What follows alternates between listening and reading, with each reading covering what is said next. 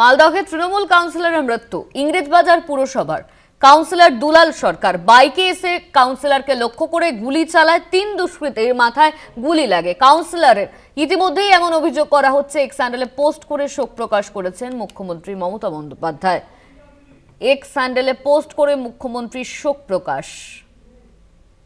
ইতিমধ্যেই মুখ্যমন্ত্রী মমতা বন্দ্যোপাধ্যায় তিনি এই ঘটনায় শোক প্রকাশ করেছেন। মালদহে তৃণমূল কাউন্সিলরের মৃত্যু। ইংরেজবাজার পুরসভায় কাউন্সিলর দুলাল সরকারের মৃত্যু। বাইকে এসে কাউন্সিলরকে লক্ষ্য করে গুলি চালায় 3 দুষ্কৃতী, মাথায় গুলি লাগে, তারপরই মৃত্যু হয় কাউন্সিলরের। এই ঘটনাকে কেন্দ্র করে ইতিমধ্যেই মুখ্যমন্ত্রী মমতা বন্দ্যোপাধ্যায় তিনি শোক প্রকাশ করেছেন। মালদহে খুন তৃণমূল কাউন্সিলরকে মুখ্যমন্ত্রী মমতা বন্দ্যোপাধ্যায় তিনি শোক প্রকাশ করেছেন এক্স হ্যান্ডেলে। এই ঘটনাকে কেন্দ্র করে কাউন্সিলরকে লক্ষ্য করে গুলি চালায় 3 দুষ্কৃতী। কাউন্সিলরকে লক্ষ্য করেই গুলি চালায় 3 দুষ্কৃতী, বাইকে করে এসে গুলি চালায় তারা, এমনই অভিযোগ কিন্তু করা হচ্ছে। মালদহে খুন তৃণমূল কাউন্সিলর। আপনারা সেই ছবি দেখতে পাচ্ছেন, সিসিটিভি ফুটেজ আপনাদের সামনে তুলে ধরা হচ্ছে। ঘটনার সেই মুহূর্তে সিসিটিভি ফুটেজ।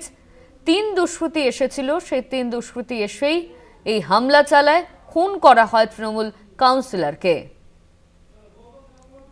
এই নিয়ে আমরা বিস্তারিত জানবো। আমাদের সঙ্গে ফোন লাইনে রয়েছেন আমাদের প্রতিনিধি গৌতম চক্রবর্তী।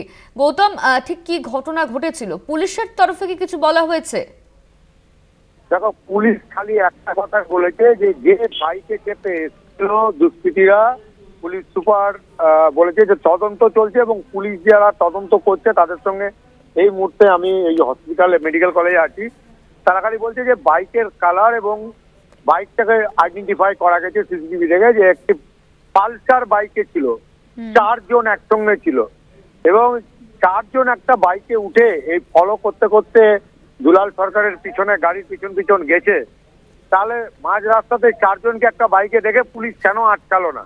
কারণ অনেকগুলো জায়গাতে পুলিশ পোস্টিং আছে, তো পুলিশের প্রথমেই ছিল যে রাস্তা ওই বাইকটাকে আটকানো। ফলে পুলিশদের যে গাফিলতি, যে কারণে মুখ্যমন্ত্রী প্রথম আজকে যে মুখ তুলেছেন, বলেছেন যে পুলিশের জন্য আজকে এই ঘটনাটা ঘটেছে, পুলিশকেই দায়ী করেছেন। এবং এখন পর্যন্ত পুলিশ সুপার প্রদীপ কুমার যাদব কিন্তু একটাই কথা বলে যে আমাদের তদন্ত চলছে। তবে যে রুটটা আমি অনন্যা সকালবেলায় বলছিলাম যে পাইপ ফ্যাক্টরি মোড় থেকে গুলি চালিয়ে দুষ্কৃতীরা পালিয়েছে নরহট্টা হয়ে, ইংরেজবাজারের নরহট্টা হয়ে রতুয়ার দিকে। রতুয়া থেকে খুব সহজেই একদম বিহারে চলে যাওয়া যায়, নদী পেরিয়ে ফুলোয়ার এবং গঙ্গা নদী, একদিকে বিহার একদিকে ঝাড়খণ্ড।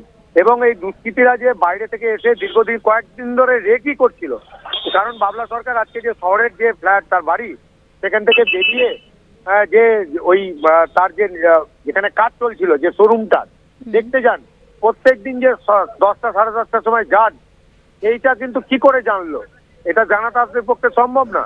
এবং কখন গাড়ি থেকে নামে এবং নিখুঁত পরিকল্পনা যে গাড়ি থেকে নামার সঙ্গে সঙ্গে যে তারপরে হামলা হবে এবং একদম পয়েন্ট ব্ল্যাঙ্ক রেঞ্জ থেকে কোথায় গুলি করলে তার মৃত্যু নিশ্চিত, এটা একদম অবধারিত ভাবে সবাই মনে করছে গুলি চালানোর ধরন দেখে এবং সিসিটিভির যা ফুটেজ পাওয়া গেছে সেটা দেখে যে কোনো ব্যক্তি বলে দিতে পারবে যে এরা একদম কন্ট্রাক্ট কিলার এবং বাবলা সরকারকে মারার জন্যই এই কন্ট্রাক্ট কিলার নিয়োগ করা হয়েছিল। এবং বাইরে থেকে আনা হয়েছিল কিনা পুলিশ সেটা তদন্ত করলে বা ধরা পড়লে এটা বোঝা যাবে। তবে একবারে নিশ্চিত হওয়া যাচ্ছে যে মৃত্যু নিশ্চিত করতেই এই যারা আজকে অভিযুক্ত দুষ্কৃতী তারা এই গুলি চালিয়েছে এবং যে পরপর যে গুলি যেই জায়গায় করলে একদম মৃত্যু অবধারিত এরকম জায়গাতেই করেছে। কারণ অতীত আমরা দেখেছি যে কন্ট্রাক্ট কিলাররা গুলি চালাতে গিয়ে এলোপাতারি গুলি বিভিন্ন জায়গায় লাগেওনি, গুলি বেরিয়ে গেছে। কিন্তু এক্ষেত্রে একদম 100% নিশ্চিত করে গুলি চালিয়েছে এবং ঘটনাস্থল থেকে হসপিটালে আনতেই বাবলা সরকারের অবস্থা খুবই খারাপ হয়ে যায়। অর্থাৎ সেখানে হয়তো তিনি তার মৃত্যু হয়েছিল এবং আনার পরে ওটিতে ঢুকিয়ে ডাক্তাররা অনেকক্ষণ চেষ্টাও করেন। এখন পর্যন্ত মৃত্যুর কারণ কি, কারা এই কন্ট্রাক্ট কিলার নিযুক্ত করলো, কি কারণে বাবলা সরকারকে মারলে কাদের পথ কাটা পরিষ্কার হতো, সবটাই পুলিশ খতিয়ে দেখছে।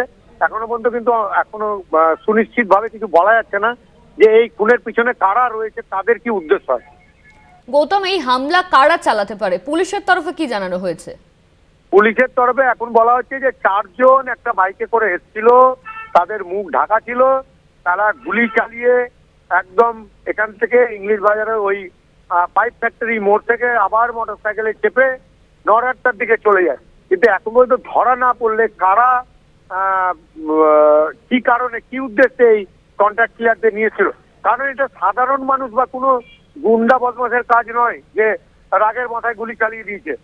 বেশ কিছুদিন ধরে বাবলা সরকারের গতিবিধির উপর তাদের নজরদারি ছিল এবং তাকে রেকি করে কোথায় কখন নামতো, ফ্ল্যাট থেকে কখন বেরোতো, সবটা তারা লিপিবদ্ধ করে। এবং আজকে যেহেতু আবহাওয়াটা প্রচন্ড খারাপ, ঠান্ডা, কুয়াশা, লোকজন রাস্তাঘাটে খুব একটা নেই, প্রচন্ড ঠান্ডা কনকনে বাতাস দিচ্ছে এবং রাস্তাঘাট ফাঁকাও ছিল, সেইটাকে কাজে লাগিয়ে, কারণ কালকেও কিন্তু এই আবহাওয়াটা খারাপ ছিল, সন্ধ্যেবেলা তৃণমূল কংগ্রেসের যে প্রতিষ্ঠা দিবস 1 জানুয়ারি সেই পালন করে আমার সঙ্গে সন্ধ্যেবেলাতেও কথা হয়, যে আমি বললাম, আমাকে জিজ্ঞেস করলো যে খুব ঠান্ডা পড়েছে, বাড়ি চলে যাচ্ছি। আমিও তাকে বলি যে হ্যাঁ, তো মাথায় টুপি চাদর এগুলো লাগান। এবং আর এখন উনি বললেন যে আর বেরোবো না, কোনো পার্টির প্রোগ্রামও যাবো না, আমার একটা কার্নিভাল রয়েছে কানি মোড়ে, সেই কার্নিভালে থাকবো, বাড়ি ঢুকে যাব।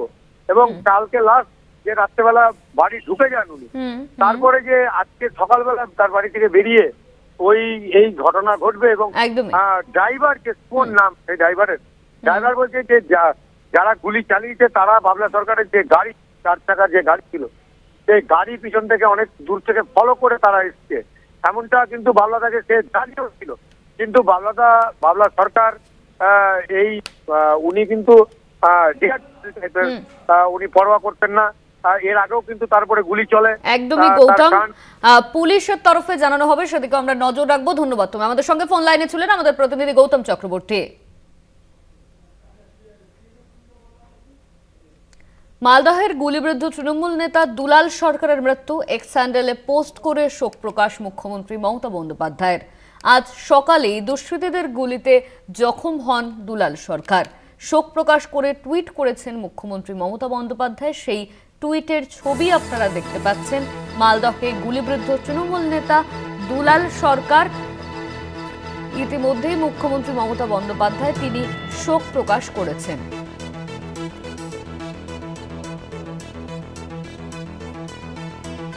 মুখ্যমন্ত্রী মমতা বন্দ্যোপাধ্যায় তিনি প্রশাসনিক বৈঠক থেকেও এই বিষয়টি কি বললেন শুনুন। আমার খুব পরিচিত একজন, আমার খুব সহযোদ্ধা, ফ্রম দ্য বিগিনিং আমার সাথে কাজ করছে। বাবলা সরকার আজকে মার্ডার হয়েছে এবং পুলিশের গাফিলতিতে, অফকোর্স, কারণ ওর সিকিউরিটি আগে ছিল, উইথড্র করা হয়েছিল, ও আগেও অ্যাটাক হয়েছিল এবং ও মারা গেছে।